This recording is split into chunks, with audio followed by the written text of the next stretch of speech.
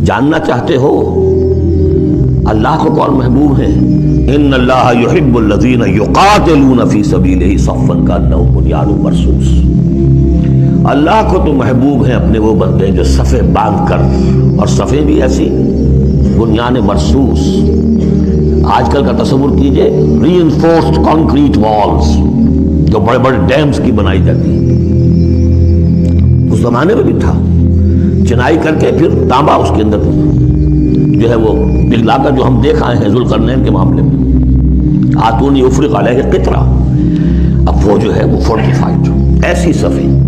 آج ایک صاحب نے توجہ دلائی، اسی کا عکس ہونا چاہیے ہماری جب نماز کے اندر صف بندی ہوتی ہے، کوئی خلا نہیں ہونا چاہیے۔ حضور نے فرمایا کہ شیطان کھڑا ہوتا ہے بیچ میں، پھر کندھے سے کندھا ملا ہونا چاہیے، لیکن ہمارے ہاں اس کا کوئی اہتمام نہیں ہوتا۔ ہمارے ہاں اہل حدیث حضرات کو اہتمام کرتے، لیکن یہ ہے کہ کندھے سے کندھا ملنا اور پاؤں کے محاذات ایک ہونے چاہیے، آگے پیچھے نہ ہو۔ بہرحال یہ ضرورت ہے، اس کی ائمہ کو بھی کرنی چاہیے کوئی نہ کوئی توجہ۔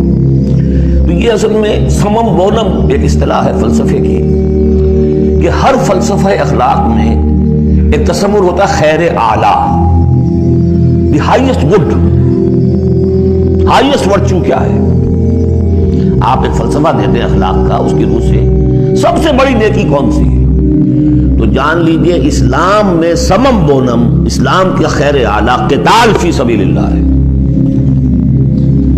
ان اللہ یحب الذین یقاتلون فی سبیلہ صفا کانہم بنیان مرصوص۔ اب سوچ لو، دیکھ لو، سوچ سمجھ کر قدم رکھو، جس کو ہو جان و دل عزیز اس کی گلی میں جائے کیوں،